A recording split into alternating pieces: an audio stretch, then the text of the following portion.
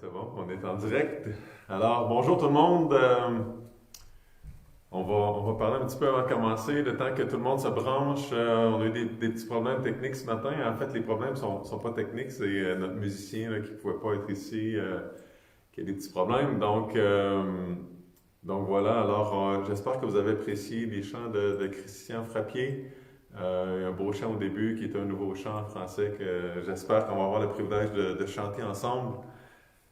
N'oubliez pas que vers 11 heures, on va se rassembler, les gens d'église, pour prendre le repas du Seigneur ensemble avec Zoom. Donc, on respecte toutes les règles, évidemment, et on essaie de se connecter. Donc, on va voir qu'est-ce que ça va faire. Ça va sans doute être notre plus gros rassemblement avec l'aide de Zoom ce midi. Donc, ça va être intéressant. Alors, quand on va se saluer, on va peut-être vouloir faire comme les premiers chrétiens qui se rencontraient. Les premiers chrétiens exprimaient leur foi en se saluant, puis testaient aussi la foi de l'autre en disant « Il est ressuscité ». Et l'autre personne, si c'était un chrétien, répondait « Il est vraiment ressuscité ». Et c'est ce qu'on peut dire aujourd'hui, alors qu'on parle de la résurrection du Seigneur Jésus. Donc, frères et sœurs, chers amis, c'est le dimanche de Pâques. Et je suis dans un bâtiment vide, devant des chaises vides, et c'est très triste dans un sens. Mais n'oublions pas que le premier dimanche de Pâques, le tombeau aussi était vide. Et ça, c'est important pour nous. Alors, on peut se réjouir du tombeau vide. On ne se réjouit pas du bâtiment vide, mais c'est temporaire, n'est-ce pas? Donc, j'éprouve cette tristesse-là ce matin et je vous promets que quand on va se rencontrer de nouveau ensemble, on va faire un gros party, puis on se fera des câlins, puis tout ça, mais en attendant, j'ai quand même de la joie. J'ai de la joie parce que le bâtiment est vide, mais l'Église de Christ n'est pas faite avec des matériaux de construction. L'Église de Christ est faite avec des personnes. Et au fil de nos conversations téléphoniques, au fil de nos échanges de courriels, de nos rencontres par Zoom ou par autres moyens, dans nos conversations à plus de 2 mètres de distance, j'ai vu que l'Église était encore en train de briller. L'Église est encore belle. Et le Seigneur Jésus a dit qu'on n'allume pas une lumière pour la mettre sous une boîte. Et là, l'Église est en dehors de sa boîte. Elle est en train de briller maintenant. Vous êtes en train de prendre soin les uns des autres. Vous êtes en train d'être tournés vers les autres, de les aimer comme Christ a aimé l'Église, comme Christ a aimé ses disciples et comme Christ vous a aimé. Vous êtes en train de prendre soin des gens, de parler de la bonne nouvelle, de parler de notre Sauveur. Mais on ne lâche pas, c'est très beau, Église de Christ. On continue à briller en dehors de nos murs, en dehors de notre boîte. Dans la Bible, les évangélistes nous parlent de la vie et des enseignements du Seigneur Jésus, mais ils accordent une grosse place au dernier moment de la vie de Jésus, son entrée à Jérusalem, sa crucifixion et sa résurrection. Et ça nous explique la place, l'importance de la mort et de la résurrection de Jésus dans le plan de Dieu, dans la pensée de Dieu et dans la pensée des auteurs bibliques. Alors Matthieu, 8 chapitres sur 28 environ 30% de l'évangile de Matthieu consacré à la fin de la vie de Jésus. Dans Marc, 3 chapitres sur 16, presque 20%. Dans Luc, presque 6 chapitres sur 24, presque 25% de l'évangile de Luc qui est consacré à la fin de la vie de Jésus. Et dans l'évangile de Jean, 10 chapitres sur 21, presque la moitié. Alors, dans la pensée de Dieu, dans la pensée des auteurs inspirés par l'Esprit Saint pour choisir les moments clés de la vie de Jésus, le cœur de la pensée de Dieu dans ce que Jésus est venu faire sur la terre, c'est ce qu'il a fait à la fin de sa vie, à la croix et lors de la résurrection. Je lisais une réflexion où quelqu'un disait qu'il va manquer quelque chose cette année dans notre célébration de Pâques. On célèbre en fait la mort et la résurrection du Seigneur Jésus et il va manquer quelque chose. Et ce qui va nous manquer, en 2020, dans notre célébration, manque aussi dans les récits des évangiles. Je m'explique. La célébration ou la résurrection du Seigneur Jésus, c'est l'événement le plus important de toute l'histoire humaine. Alors ça mérite la célébration, ça mérite quelque chose de grandiose, ça mérite le « wow ». Ça mériterait une grande musique là, de solennelle pour célébrer la résurrection. Et c'est ça qu'on fait souvent le dimanche de Pâques. Une musique victorieuse et grandiose, des effets spéciaux.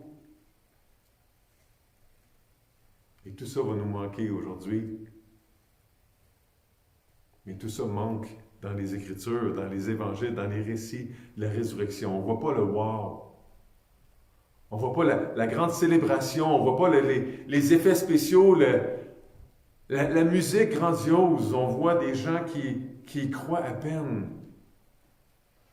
On voit des gens qui sont mêlés, confus. On voit des gens qui vivent de la joie, qui éprouvent de la joie, mais qui vivent ça sur une base personnelle ou en petit groupe. En fait, si la résurrection était une personne, la résurrection se promènerait en jeans et en t-shirt, n'est-ce pas? Quelque chose de très simple, qu'on gagne à découvrir. En fait, la résurrection ressemble au Seigneur Jésus quand il était sur la terre. Très simple. Qui suscitait toutes sortes de réactions chez les gens. Et c'est avec un peu de recul que les gens ont pu découvrir Jésus dans toute sa grandeur. Alors, c'est dans les explications qu'on retrouve plus loin, après les évangiles, qu'on découvre la résurrection et tout son sens. La résurrection est au cœur de la foi chrétienne. L'apôtre Paul va jusqu'à écrire que si Christ n'est pas ressuscité, notre prédication est vaine. Notre foi est vaine. Paul dit que si Christ n'est pas ressuscité, on est des faux témoins. Notre foi est vaine, il répète. Si Christ n'est pas ressuscité, on est encore dans nos péchés. Tous sont perdus. Si Christ n'est pas ressuscité, nous les chrétiens, nous sommes les plus malheureux de tous les hommes. Dans 1 Corinthiens 15, Paul va expliquer ça. Mais la réalité, c'est que Christ est ressuscité d'entre les morts. Gloire à Dieu pour ça. Il y a tellement de choses à dire là-dessus. C'est tellement fantastique de réfléchir à la résurrection du Seigneur Jésus. Ça mérite tellement la célébration. Mais cette année, les circonstances nous obligent à célébrer différemment, dans la simplicité, puis c'est correct comme ça. Alors j'ai choisi ce matin de regarder comment la lettre de Paul aux Romains examine ou traite la résurrection. Et un peu à travers toute sa lettre, Paul, inspiré par l'Esprit Saint, va rappeler à ses lecteurs l'importance de la résurrection, le sens de la résurrection et la place qu'elle doit avoir dans la vie chrétienne, dans la foi chrétienne. Alors, je vous invite maintenant à tourner dans la première épître de Paul aux Romains, dans l'épître de Paul aux Romains, au chapitre 1. Donc, Romains 1, et on va voir ce matin que la résurrection de Jésus nous parle. Alors, je vous laisse tourner dans Romains 1.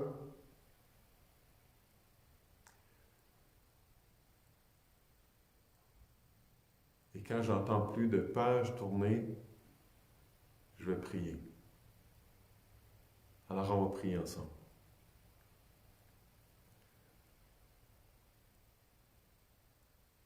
Papa du ciel, on reconnaît encore ce matin que tu es un bon Dieu, un Dieu aimant.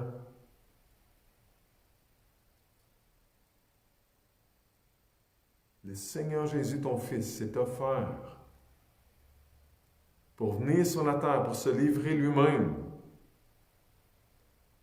pour payer le prix de nos péchés. Et tu as accepté de l'envoyer mais tu as accepté son sacrifice pour nos péchés et tu l'as ressuscité d'entre les morts.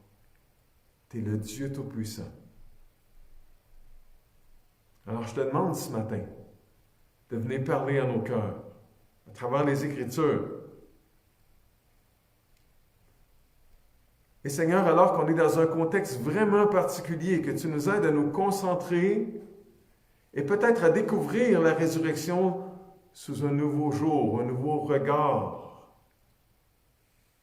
Et je te remercie d'avance pour ce que tu vas faire dans les prochaines minutes, dans les prochaines heures, dans les prochains jours, quand les gens regarderont la vidéo et plongeront le regard, eux aussi, dans les Écritures.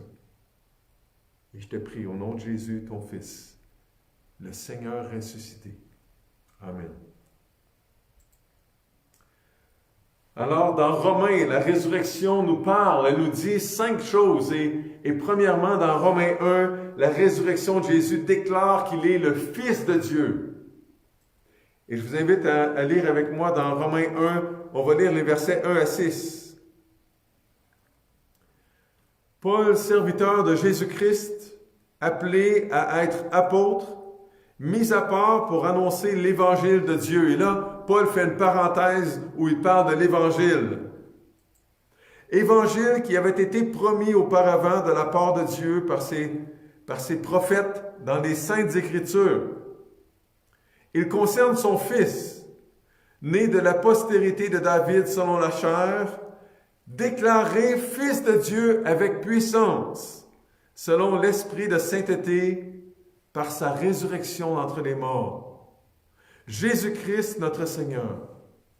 Par lui, nous avons reçu la grâce et l'apostolat, on a été envoyés, pour amener en son nom à l'obéissance de la foi tous les païens, parmi lesquels vous êtes aussi, vous qui avez été appelés par Jésus-Christ. On va arrêter ici ce matin. Il y a beaucoup de choses là-dedans, mais j'attire votre regard sur le verset 4. Paul dit que l'Évangile, la bonne nouvelle, concerne le Fils de Dieu. Au verset 4, le Fils de Dieu qui a été déclaré Fils de Dieu avec puissance par sa résurrection d'entre les morts. La résurrection déclare puissamment que Jésus-Christ est le Fils de Dieu. Et quelqu'un pourrait dire, puis après, qu'est-ce que ça change? Quelle différence est-ce que ça fait que Jésus soit le Fils de Dieu? L'apôtre Jean, dans son évangile, il a mentionné des miracles du Seigneur Jésus. Il raconte les miracles du Seigneur Jésus et à la fin, il va écrire qu'il avait un seul but. Un seul but. De démontrer que Jésus est le Christ, le Fils de Dieu, pour que les gens puissent croire en lui. Écoutez, Jean a écrit, ces choses ont été écrites afin que vous croyiez que Jésus est le Christ, le Fils de Dieu, et qu'en croyant, vous ayez la vie en son nom. Dans Jean 20, le verset 31. Jean a écrit toutes ces choses-là pour que les gens sachent que Jésus est le Christ, le Messie promis, et le Fils de Dieu, pour que les gens placent leur confiance en lui et qu'ils reçoivent la vie éternelle en son nom. Qu'est-ce que ça change? Que Jésus soit le Fils de Dieu, c'est ça que ça change. C'est ça que ça change. Sérieusement, là, avouez que la résurrection, c'est le miracle des miracles. Revenir d'entre les morts. On a plusieurs raisons de croire que la résurrection de Jésus a vraiment eu lieu. Dans 1 Corinthiens 15, il est question de plus de 500 témoins. Mais on n'ira pas là ce matin, on n'a pas le temps pour ça.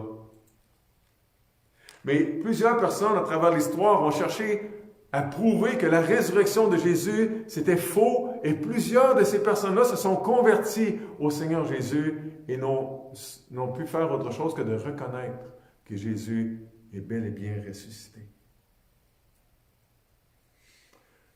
La résurrection, c'est un fait, frères et sœurs. chers amis. Comme n'importe quel autre fait du passé ou du présent, il faut y croire. Ça demande une petite dose de foi.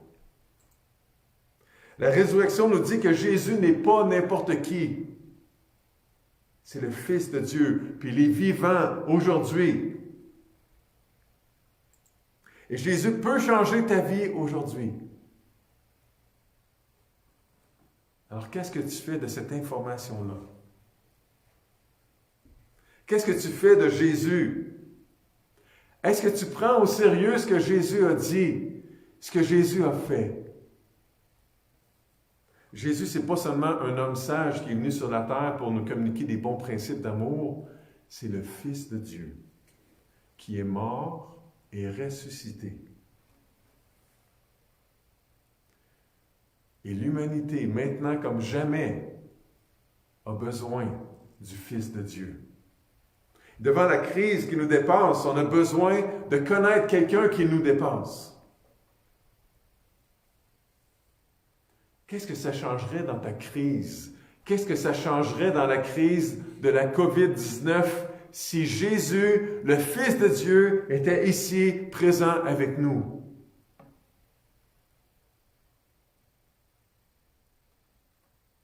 Tout ce que ça changerait, tout ce qui te vient à l'esprit. Si tu as placé ta foi en Jésus, Jésus ressuscité, le Fils de Dieu, est là avec toi. Ça doit changer quelque chose. Et si tu n'as jamais placé ta confiance dans le Fils de Dieu, le ressuscité, tu peux le faire. Et ça peut faire une différence pour toi dans cette crise. Jésus peut être là pour toi. Et il veut être là pour toi. On a besoin de Jésus, le Fils de Dieu, le ressuscité. L'autre chose que la résurrection nous dit dans l'Épître aux Romains se trouve dans Romains 4. Donc, je vous invite à tourner avec moi dans Romains 4. La deuxième chose que la résurrection de Jésus nous dit,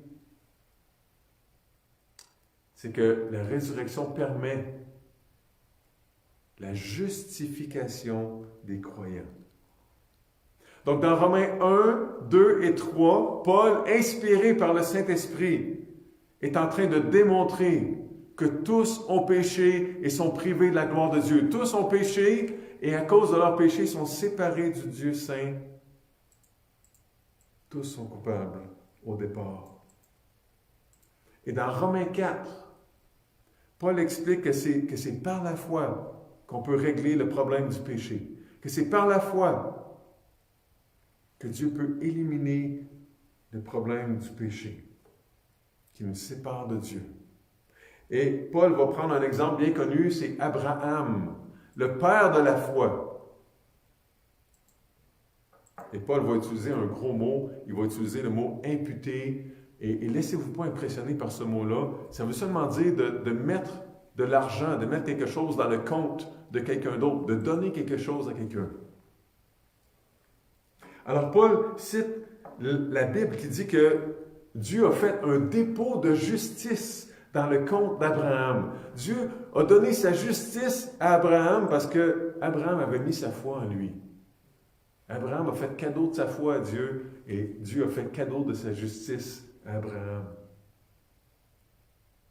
Et dans Romains 4, 23, Paul continue en écrivant, c'est pourquoi, au verset 22, c'est pourquoi cela lui fut imputé à justice, mais ce n'est pas à cause de lui seul qu'il est écrit que cela lui fut imputé, que cela lui fut donné. C'est encore à cause de nous, à qui cela sera imputé.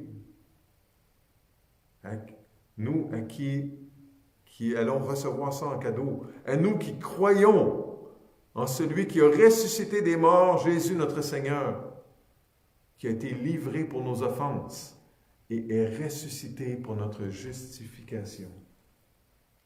La résurrection de Jésus-Christ nous dit que Dieu peut rendre juste celui qui croit en lui. On ne devient pas juste devant Dieu en faisant des efforts. C'est très clair ailleurs dans les Écritures. C'est clair ici aussi parce que on lit que c'est par la foi. On doit faire des efforts dans notre vie chrétienne, mais ce n'est pas les efforts qui nous font gagner l'amour de Dieu ou qui font qu'on devient juste. Ce n'est pas nos efforts qui vont effacer notre dossier criminel, nos péchés. Dans la vie de tous les jours au Canada, quelqu'un qui a un dossier criminel peut faire une demande de pardon. Mais il faut respecter des règles. Il faut avoir un bon dossier pendant tant de temps. Et après, quelqu'un peut choisir de nous accorder le pardon. Mais pour recevoir le pardon de Dieu, ce n'est pas nécessaire de le mériter. On peut recevoir le pardon en cadeau par la foi. Parce que Jésus l'a mérité.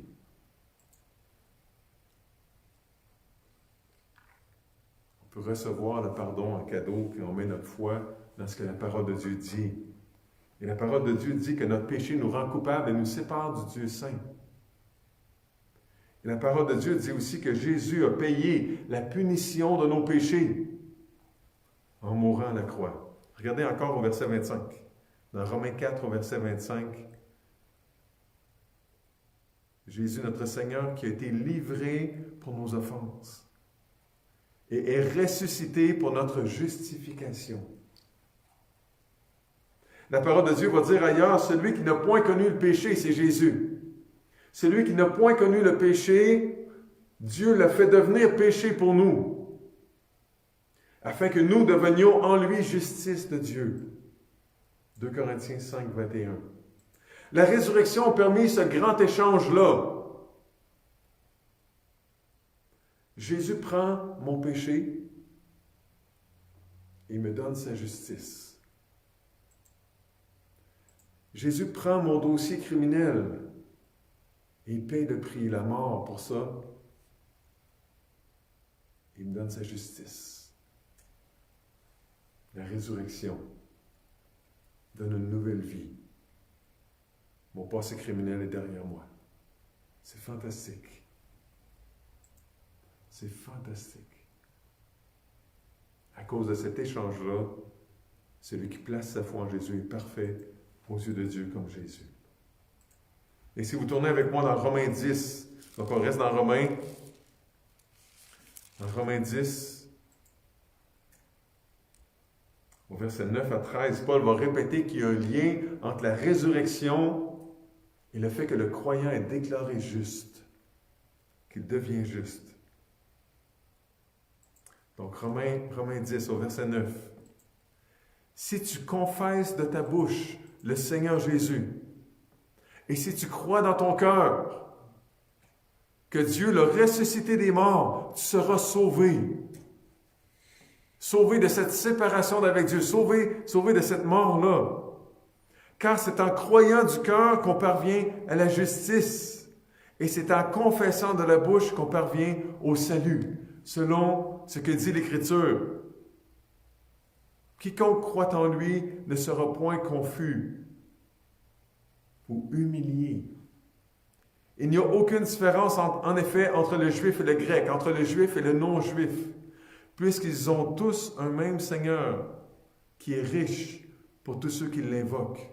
Car quiconque invoquera le nom du Seigneur sera sauvé. Si on compare le péché à un virus, la résurrection permet la décontamination de ce virus-là. La décontamination du cœur de ceux qui placent leur confiance en Jésus. Alors la résurrection nous parle de la justification, de la justice qu'on peut recevoir par la foi en Jésus. La résurrection la rend possible. Troisièmement, la résurrection déclare que Jésus est vainqueur sur la mort et sur le péché. Et nous aussi, les croyants, on peut avoir la victoire sur la mort et sur le péché. Tournez avec moi dans Romains 6, on recule un petit peu. Dans Romains 6.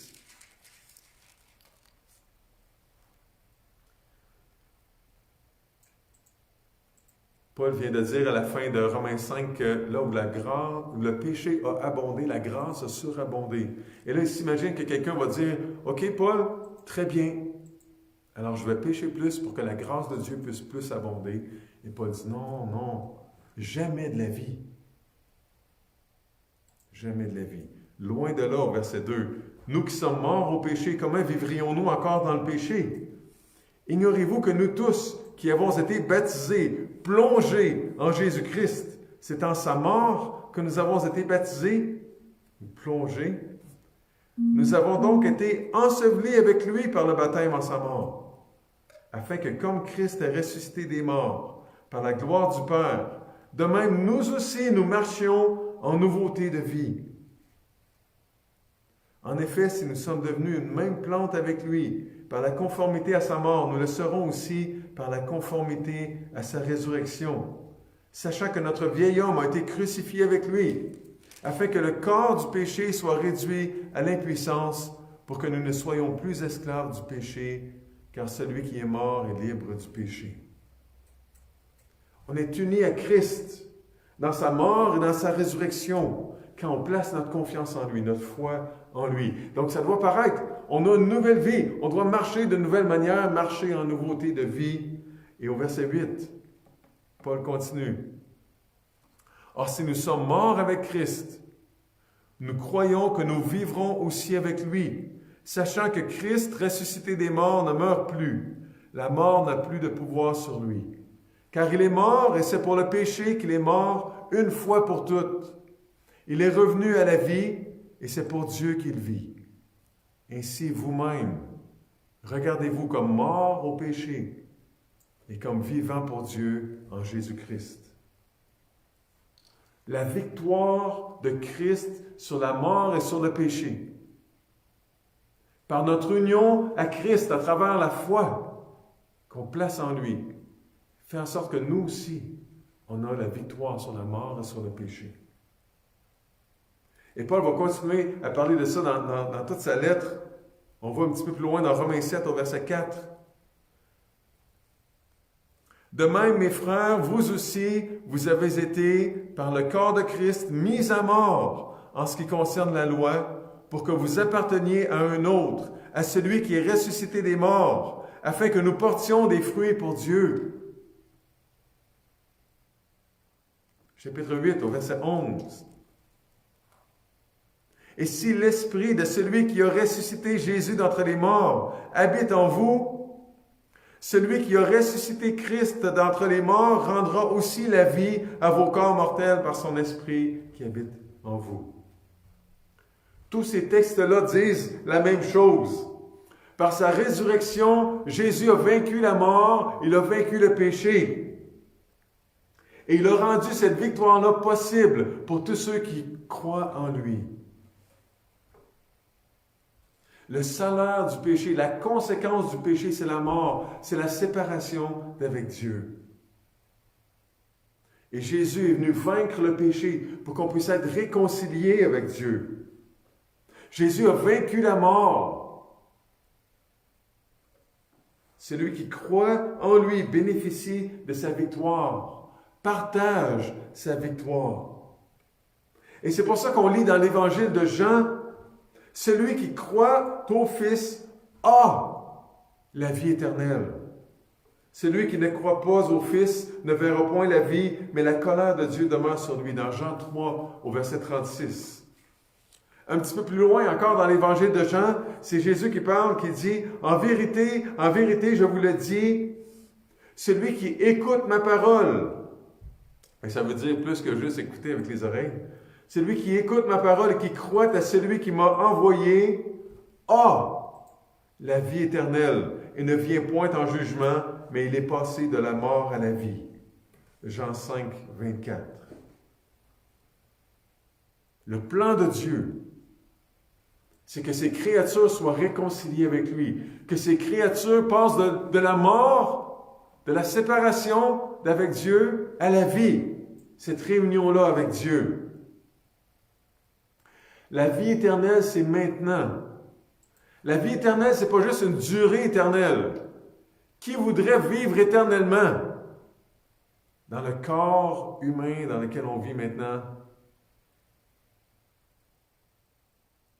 La vie éternelle, c'est une vie avec une qualité éternelle, une qualité divine qu'on peut goûter maintenant. La vie qui est vécue avec Dieu plutôt que séparée de Dieu. Une vie de combat contre le péché, oui, mais une vie de victoire contre le péché. Plutôt qu'une vie d'esclavage face au péché. C'est ça que la résurrection a permis. C'est ça que la résurrection nous dit. Que Jésus a rendu ça possible.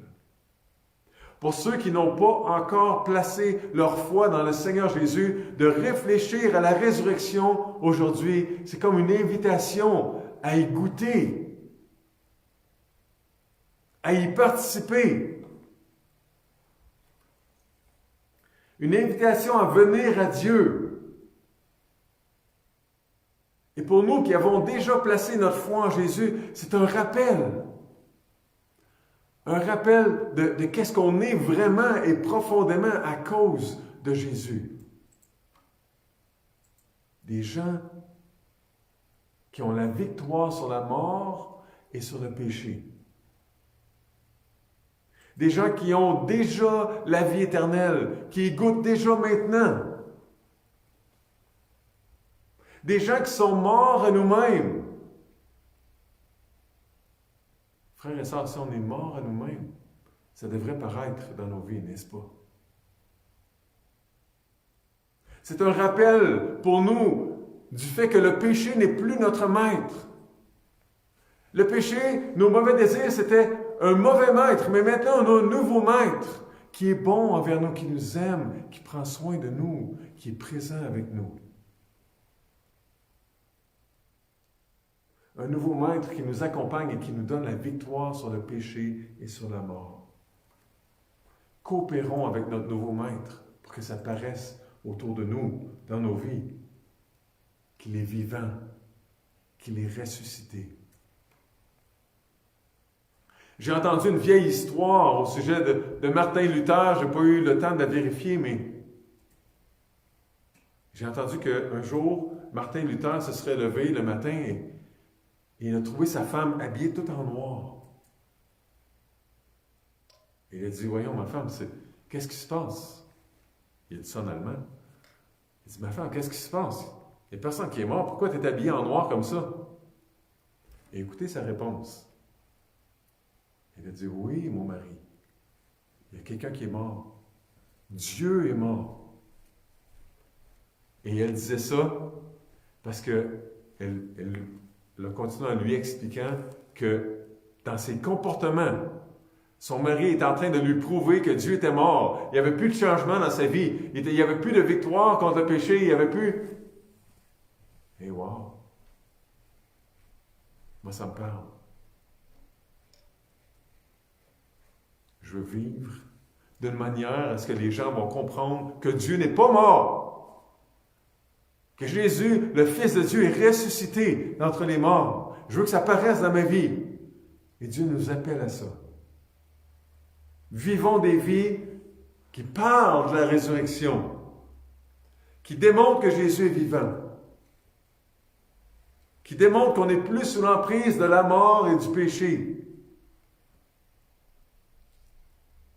Quatrièmement, la résurrection de Jésus signifie que Jésus peut intercéder pour nous. Tournez avec moi dans Romains 8, au verset 34. Paul est dans une section où il est en train de dire il n'y a rien qui peut nous séparer de Dieu et de son amour. Et au verset 34, en parlant des élus de Dieu, qui les condamnera? OK, on va lire au verset 33. Ça parle encore de la justification dont on a parlé tantôt. Qui accusera les élus de Dieu? C'est Dieu qui justifie. Qui les condamnera? Christ est mort. Bien plus, il est ressuscité. Il est à la droite de Dieu et il intercède pour nous. Qui va chercher à condamner ceux qui ont reçu le dossier criminel parfait du Seigneur Jésus? Christ est mort pour ça. Christ est mort pour ça. Mais bien plus que ça, Christ n'est pas seulement mort, il est ressuscité. C'est ça que Paul dit. Il est vivant. Jésus est vivant, puis il parle à son Père, il parle de nous à son Père. C'est fantastique. Pense à ça.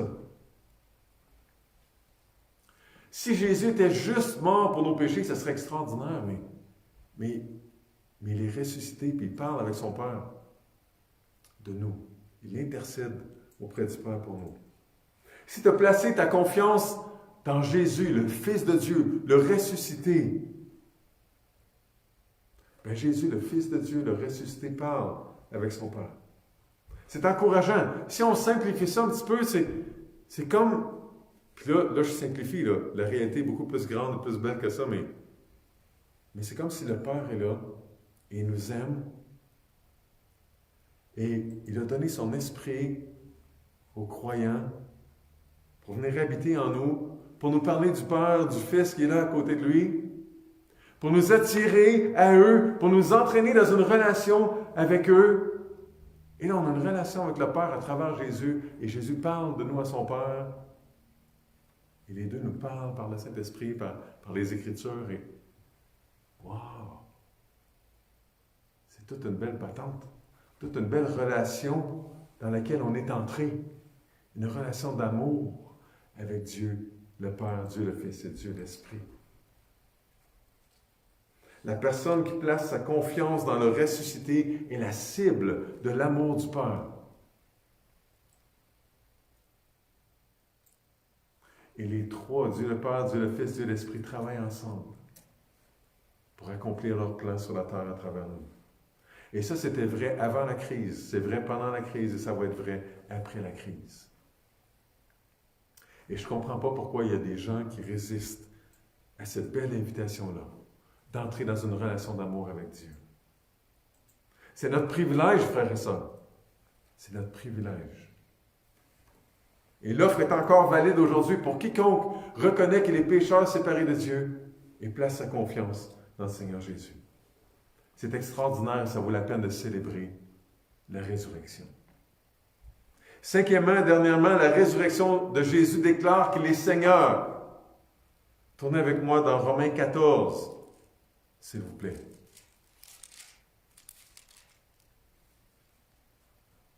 Dans Romains 14, au verset 9.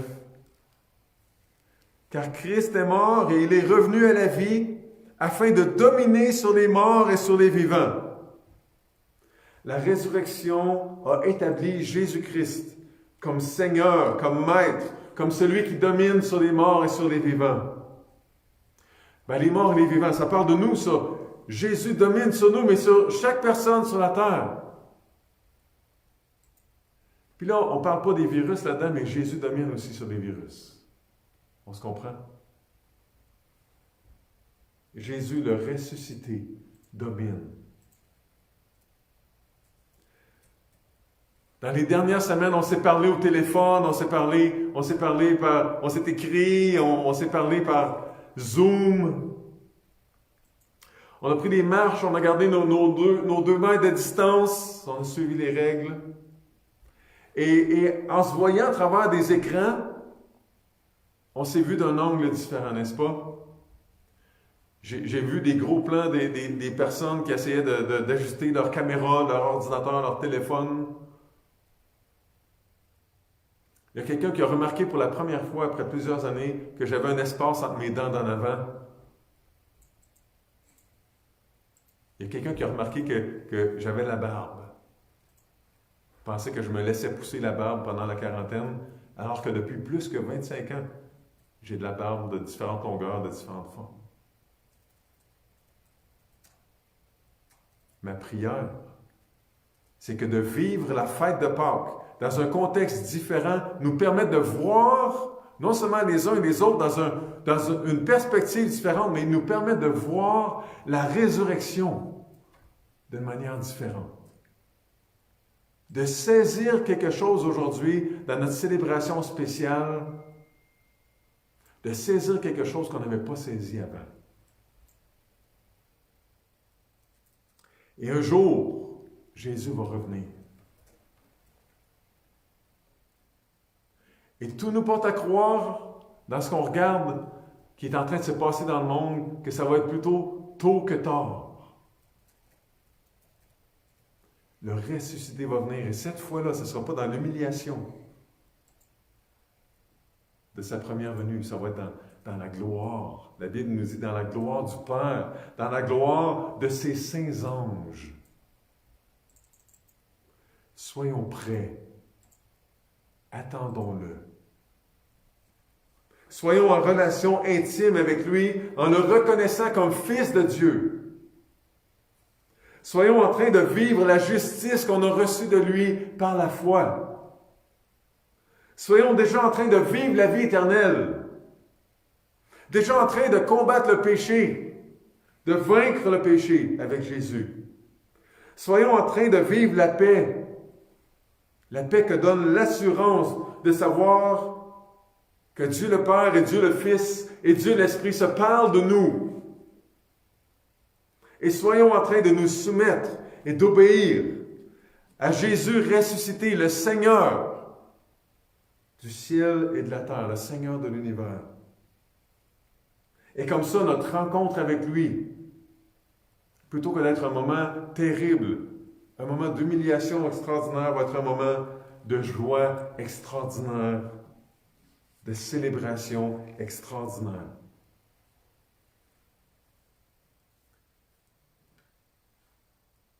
Dieu t'a parlé ce matin, et peut-être que tu veux lui répondre, peut-être que tu es tout seul chez toi ou avec ta famille.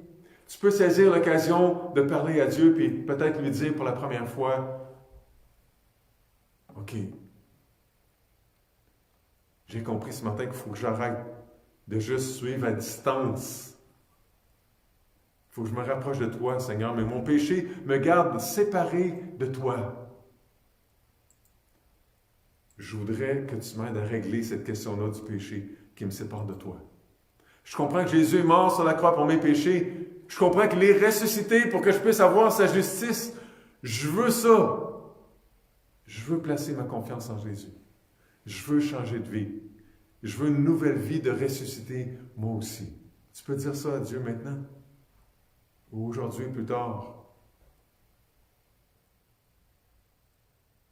Tu peux dire merci à Dieu pour la mort et la résurrection de Jésus. Si jamais tu fais ça, écris-nous, laisse-nous un petit message en quelque part, contacte quelqu'un. Ou peut-être que tu as marché loin de Dieu pendant plusieurs années et tu dis, là, je réfléchis ces temps-ci, puis vraiment, il faut que ça change. Il faut que je me rapproche de Dieu. C'est ça son plan, c'est ça qui est le meilleur pour moi. Je suis tanné là, d'être le fils prodigue. Je veux revenir à la maison à mon Père.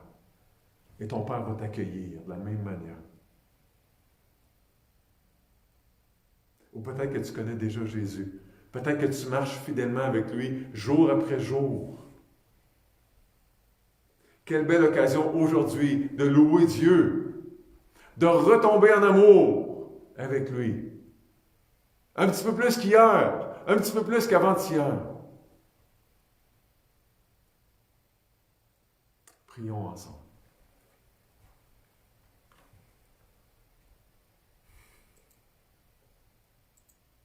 Papa du ciel, Jésus s'est porté volontaire pour venir mourir sur la croix. Tu l'as envoyé. Tu as accepté son sacrifice pour nos péchés, parce que lui avait commis aucun péché. Et tu nous offres Jésus en cadeau, le Jésus ressuscité. Tu nous offres une vie de relation avec toi, une vie maintenant sur la terre, mais une vie éternelle en relation avec toi, avec Jésus. Sans la présence du péché, sans l'influence du péché, sans les conséquences du péché. Père, j'ai tellement hâte. Et on est tellement reconnaissants ce matin, nous tes enfants, pour la résurrection. Et c'est notre désir de partager ce beau cadeau-là que tu nous as fait avec les gens qui nous entourent. Ma prière, c'est que notre journée d'aujourd'hui, malgré le fait qu'on ne soit pas ensemble pour célébrer physiquement ensemble, qu'on soit vraiment ensemble unis, en train de te célébrer de toutes sortes de manières là où tu nous as placés. Et on te prie, on te bénit ensemble, au nom du Seigneur Jésus, ton Fils, le ressuscité, le Seigneur du ciel et de la terre. Amen. Alors, c'est la fin de notre présentation de ce matin, mais pour les gens qui font partie de l'Église, vous êtes invités à vous joindre ensemble sur Zoom à la rencontre qu'on va faire pour partager les éléments qui nous rappellent le sacrifice de Jésus, sa mort, sa résurrection et qui annoncent sa venue. Alors, à bientôt.